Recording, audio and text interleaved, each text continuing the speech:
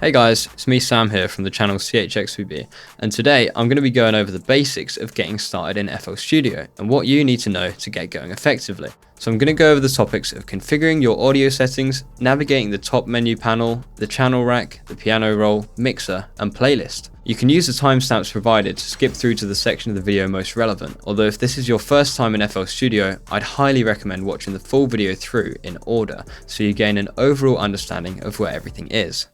So to begin with, you want to make sure your audio settings are configured correctly, and for that you should go up to the options and audio settings, or just click options and press A, and your input device should be at the top. So I'm using FL Studio ASIO, but you can change this if you've got no sound coming through. Just play around with these and see if you can find your input device.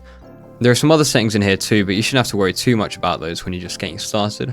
So next up is the top menu panel up here, which can look very daunting if it's your first time in FL Studio. There are a lot of settings up here, but a lot of them you don't need to worry about. So to begin with, you've got your pat and song up here, which basically tell the DAW where your playback source is coming from. So if you have it on song, it'll be playing from the playlist down here, and if you have it on pattern, it will just be playing whatever is in this pattern clip here.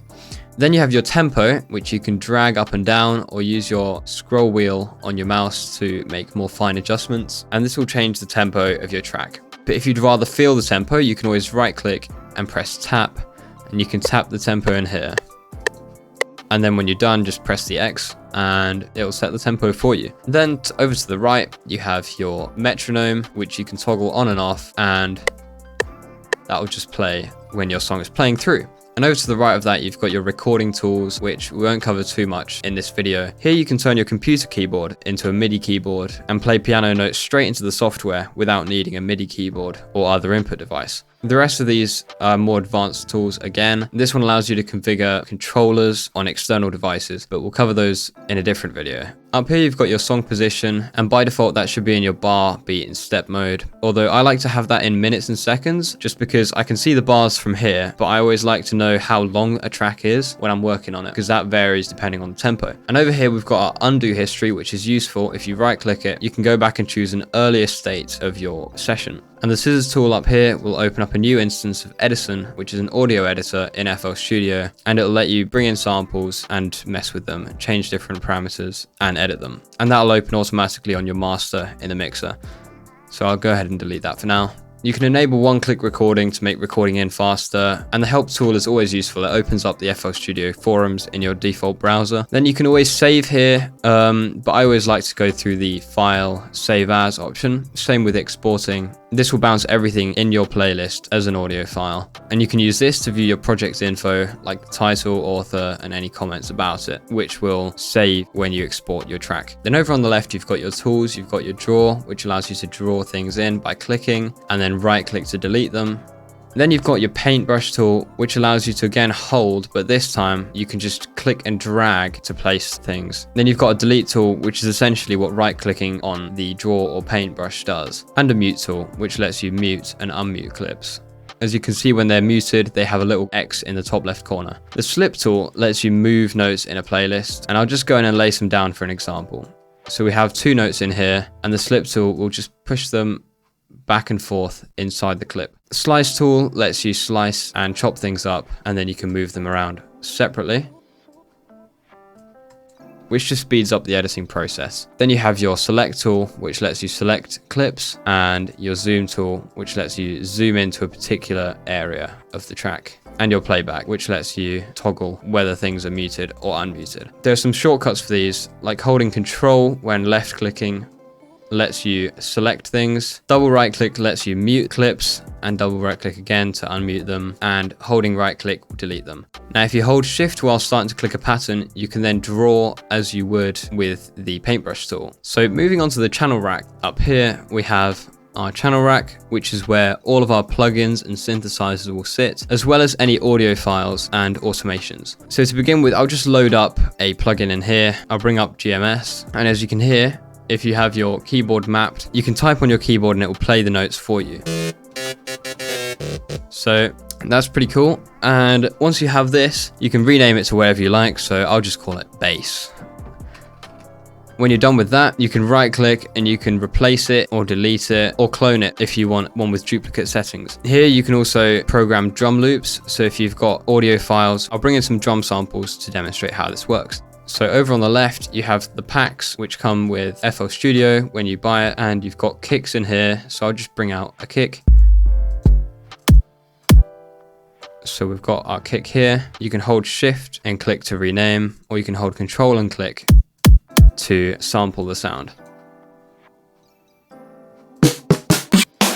So we've got our sounds here, and then we'll just bring in some hats.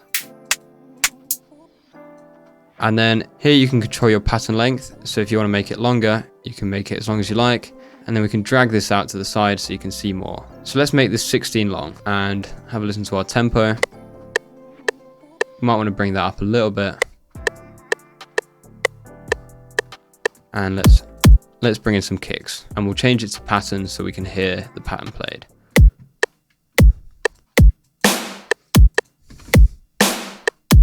And then you can just draw these in. And once you've finished with this, all of this will go into the pattern clip that's selected. Now, if you drag one of these samples into the playlist, it will bring it up in an audio tab here. And you can go up to the top to swap between your unsorted and audio files, or if you want to view all of them, just click all. And here we go. So now we'll look at the piano roll, and this beat should have played into the piano roll on the pattern 1 here. So if we open that up, we can see here we've got our kick and snare. You can scroll up and down on here to change between anything you've got in here already. And then we've got our hi-hats here, and this all just plays. We can mess with the velocity of each note. So with the hi-hats, maybe we want to bring down every second note in velocity.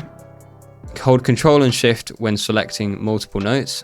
And once you've selected the notes you want, you can hold Shift and click, and you can change all of the selected notes to the same velocity.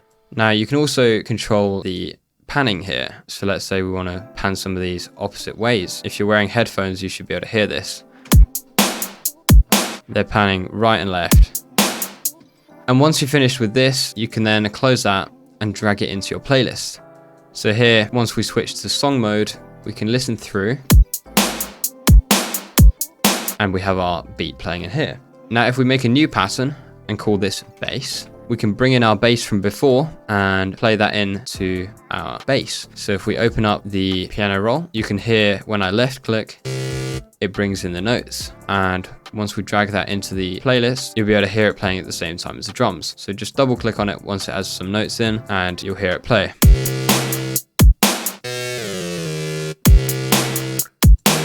And you can control the length of it from here, and it will make your space larger inside as well. Once you have that, you can bring in as many different instruments as you want and start building up a song. Now in your packs, you also have some instruments, and you can just drag in any of the instruments they have under here and bring them into the channel rack and just play with those. And you can make a new playlist clip and call it piano. And once you have this here, you can lay down some chords or anything else you like.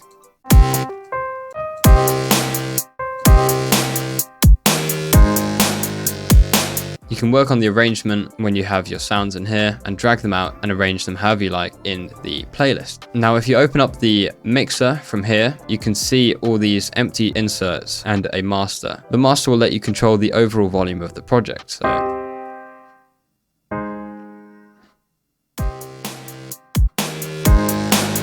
And when you go to your channel rack, you can, on the left here, assign different slots in the mixer for each instrument. So let's say I want to take my piano and put that into insert 1. I'll drag that up until a 1 appears, and I'll bring the bass up into number 2. And the rest of the drums, I want them in number 3. So now I can call this my piano, call this my bass, and this my drums. And you can see the piano's coming through here, and the bass and drums. And then in the mixer, you can click and you can bring in different effects to process the sound. So I'll just use reverb as an example on the piano. You can bring this up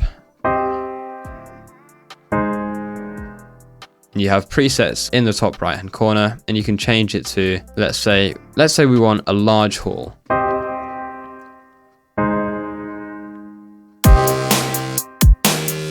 You can hear the piano starts to sound like it is in a large hall. And I won't go much into detail of these effects now, but this is just so that you're aware that they are there, and this is how you get to them. So I think that about wraps this video up. If you have any more questions, just leave them in the comments and I can maybe make a video about those separately. Thank you for watching, and I'll see you in the next one.